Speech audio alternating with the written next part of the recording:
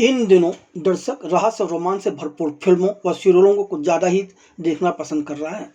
तभी तो कुछ लोग 30 से 35 साल पुरानी फिल्मों की कहानी व दृश्यों को ज्यों का त्यों उठाकर मॉडर्न वेब सीरीज के नाम पर धड़ल्ले से परोस रहे हैं और बेचारा दर्शक खुद को ठगा हुआ महसूस कर रहा है।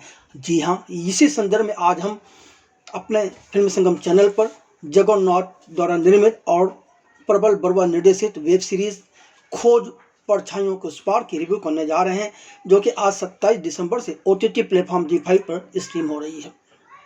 हम आगे बढ़ें उससे पहले हम चाहेंगे कि अगर अभी तक आपने फिल्मी संगम चैनल को सब्सक्राइब नहीं किया है तो कर लीजिए, जिससे हम और बेल बटन दबा दीजिएगा, जिससे हमारे नए एपिसोड आपको तुरंत मिलते रहें। बात की जाए वेब सीरीज खोज परछाइयों के उस पार की, तो यह ZEE5 पर स्ट्रीम हो रही एक मौलिक वेब सीरीज कही जा रही है, मगर हमें ऐसा नहीं लगा पूरी सीरीज देखने के बाद। चलिए हम सबसे पहले इस सीरीज की कहानी की बात कर लेते हैं।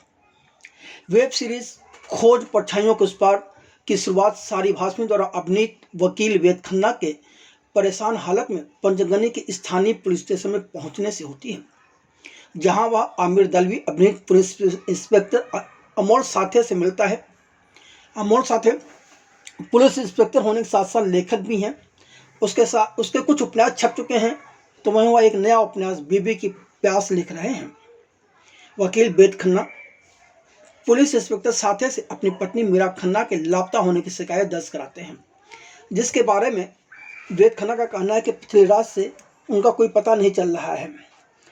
पुलिस इंस्पेक्टर को वह अपनी पत्नी से संबंधित कद, कलर आदि की पूरी जानकारी भी दे देते हैं, लेकिन अपनी पत्नी की फोटो उनके पास नहीं है। यह भी एक अजीब बात है। 2 दिन बाद पुलिस इंस्पेक्टर साथे वेद द्वारा मीरा के कद व अन्य दी गई जानकारी के आधार पर मीरा खन्ना के रूप में अनुप्रिया गोयनका अभिनीत किरदार को ढूंढकर वेद खन्ना के घर पहुंचा देते हैं, लेकिन वेद जोर देकर कहता है कि वह उसे नहीं पहचानता। वेद का दावा है कि यह उसकी पत्नी नहीं है। वेद का कहना है कि यह एक धोखेबाज औरत है जो मीरा का रूप लेकर उसके पास वापस आई है, और अपनी बात साबित करने के लिए वेद खन्ना कई सबूत भी इकट्ठा करके पुलिस इंस्पेक्टर अमोल साथियों को देता है, पर उन सबूतों से कहीं साबित नहीं होता कि यह औरत मीरा खन्ना नहीं है, जिसके चलते वेद खन्ना को उसी औरत के साथ रहने के लिए मजबूर होना पड़ता है, क्योंकि उसकी बेटी और उसकी पत्नी मीरा की बहन अदिति, जिसे कृति गर्ग ने निभाया ने भी माना है कि यह मीरा खन्ना ही है। वेद के आसपास के सभी लोग धीरे धीरे उसे बताना शुरू कर देते हैं कि वह कुछ रहस्य समय से मानसिक समस्याओं और स्मृति हानि से जूझ रहा है। अपने आसपास के लोगों को समझाने के लिए वेद जो भी सुराग इस्तेमाल करने की कोशिश करता है, उसका उल्टा असर ही होता है। परेशान वेद के पास अब सभी को अपनी बात मनवाने के लिए बहुत कम विकल्प बचे हैं। वेद अपनी बेटी टिया और मीरा का DNA टेस्ट कराने की भी बात करता है, प्राइवेट जासूस की भी मदद लेता है। कई तरह के तनतुस के बाद जो सच सामने आता है वह अपने आप में चौंकाने वाला होता है। अब कुछ बातें वेब सीरीज खोज परछाइयों के उस पार के प्लस व माइनस पॉइंट की हो जाए। अगर आपने केशव राम से निर्देशित और ऋषि कपूर, किमी कादकर व नजरुल शाह अभिनीत 1989 में 1989 में रिलीज हुई मनोरंजक थ्रिलर फिल्म खोज देखी हुई है, तो आप इस सीरीज के पहले एपिसोड से ही समझ जाएंगे कि लेखक और निर्देशक आपको किस तरह से मूर्ख बनाया है। हम फिल्मी संगम चैनल के दर्शकों को एक बार 1989 में रिलीज हुई ऋषि कपूर और नजरुल शाह की खोज नामक फिल्म की कहानी भी बता देते हैं। फिल्म खोज की कहानी रवि कपूर बने ऋषि कपूर और उनकी पत्नी अनीता की काठमांडू में छुट्टियां मनाने के दिनों से शुरू होती है। एक रात अनीता अचानक गायब हो जाती है। रब उसे हर जगह ढूंढता है, लेकिन सब बेकार। फिर वह अपनी पत्नी अनीता के लापता होने की पुलिस में रिपोर्ट दर्ज कराता है। पुलिस इंस्पेक्टर बने बलबीर सिंह बने नरसिंह शाह उसकी तलाश शुरू करते हैं। तो दूसरे दिन एक चर्च का पादरी फादर एंथनी बने दैनी जंगोप्पा का फोन आता है कि उसकी पत्नी अनीता तो उसके चर्च में है। लेकिन जब रवि पुलिस इंस्पेक्टर के साथ अपनी पत्नी अनीता से मिलता है तो वह दावा करता है कि वह महिला उसकी पत्नी नहीं है। इंस्पेक्टर बलबीर को पता चलता है कि सभी सबूत रवि के खिलाफ हैं, बावजूद इसके वह अनिता साबित करने की कोशिश कर रहा है। रवि इस बात पर कायम है कि वह महिला अनीता नहीं है। हालांकि एक एक करके सभी सबूत कुछ और ही संकेत दे रहे हैं। शादी की तस्वीरों से शुरू होकर मामला बॉबी सिंह और डॉक्टर सक्सेना द्वारा नई महिला को अनीता के रूप में पहचानने तक, अंततः रवि की बेटी द्वारा भी उसे पहचानने तक कई चीज़ें शामिल होते हैं, जो इससे रवि यह साबित करने में सक्षम नहीं है कि उसकी पत्नी वह औरत नहीं है। खूब यही कहानी आपको वेब सीरीज खोज परछाइयों के उस पार की भी नजर आएगी।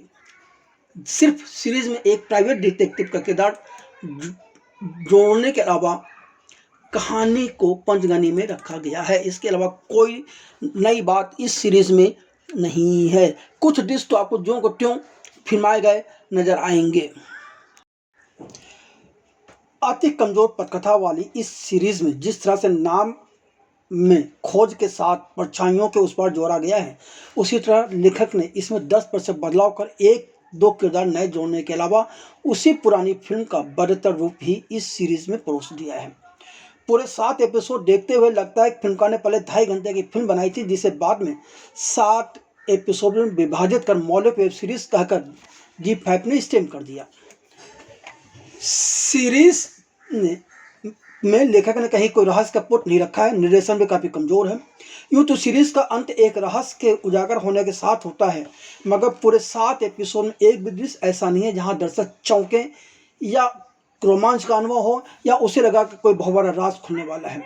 सीरीज में पुलिस इंस्पेक्टर व अदिति मिलकर कई चीज़ों को अपने पक्ष में कर सकते हैं, मगर 6 साल की बच्ची को कैसे अपने पक्ष में किया गया, इस सवाल इस सीरीज का सबसे कमज़ोर पक्ष है।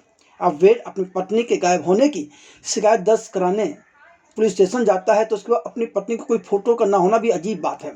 इतना ही पूरी सीरीज में कहीं भी उसकी पत्नी की फोटो नहीं दिखाई गई है। इतना ही नहीं, जब सीरीज का अंत होता है यानी कि 7वां एपिसोड देखते हुए आप सभी 2007 में रिलीज हुई फिल्म ओम शांति ओम का क्लाइमैक्स याद कर सकते हैं, जिसमें शाहरुख खान की योजना के अनुसार नकली शांति असली शांति बनकर अर्जुन रामपाल को इस कदर डराती है कि वह अपना गुनाह खुद कबूल कर लेता है। मतलब लेखक और निर्देशक ने फिल्म खोज के साथ साथ फिल्म ओम शांति ओम की भी नकल करने में पीछे नहीं रहे, पर इस सीरीज को गढ़ा, मगर नकल के लिए भी अकल तो चाहिए ना, वह अकल इनके पास नहीं है, जो कि लेखक और निर्देशक दोनों में होने का एहसास ही नहीं होता। कुल मिलाकर यह एक ऐसी सीरीज है जिसे दूर रहने में ही भलाई है, देखने के बाद इस टॉर्चर को तुरंत भुला देने में ही समझदारी है। सारी हाशमी, अनुप्रिया गोयनका व आमिर दलवी का अथक परिश्रम भी इस सीरीज को घटिया होने से नहीं रोक पाया। हमें आश्चर्य कि इन कलाकारों ने क्या सोचकर इस वाहियात वेब सीरीज में अभिनय करना स्वीकार कर लिया। जहाँ तक एक्टिंग का सवाल है तो वकील वेद खन्ना के किरदार में सारी हाशमी का अभिनय कमाल का है। वह बेहतरीन अभिनेता है, इसमें कोई दो राय नहीं है। और इस सीरीज में अलग अलग मोड़ पर जो उनके चेहरे के भाव हैं वह भी कमाल के हैं। मीरा खन्ना बनी अनुप्रिया गोयनका का अभिनय भी काफ़ी सधा हुआ और बेहतरीन है। वह पूरी सीरीज में वो कहीं इस बात का एहसास नहीं होने देते कि वह सिर्फ वीर खन्ना का सच कबूलवाने के लिए मीरा खन्ना बनी है। पुलिस इंस्पेक्टर अमोल साथे के किरदार में आमिर दलवी का अभिनय शानदार है। इस सीरीज में इन 3 प्रमुख कलाकारों के अलावा हुसैन सिद्दीकी, रविकांत सिन्हा, मालिन धैर्य आसर, इबादत हुसैन, मनन चटवाल, हिमाक्षी बोरा, कृति गर्ग, हुटक्सी, रविरा भरद्वाज जैसे कलाकारों का भी समावेश है। और इन सभी कलाकारों ने अपने अपने स्तर पर ठीक ठाक काम किया है, पर जब लेखक व निर्देशक ही गलत हो, उसकी कार्यशैली गलत हो, वो अपने काम को बेहतर जानते ना हो, तो यह सीरीज कैसे अच्छी बन सकती है।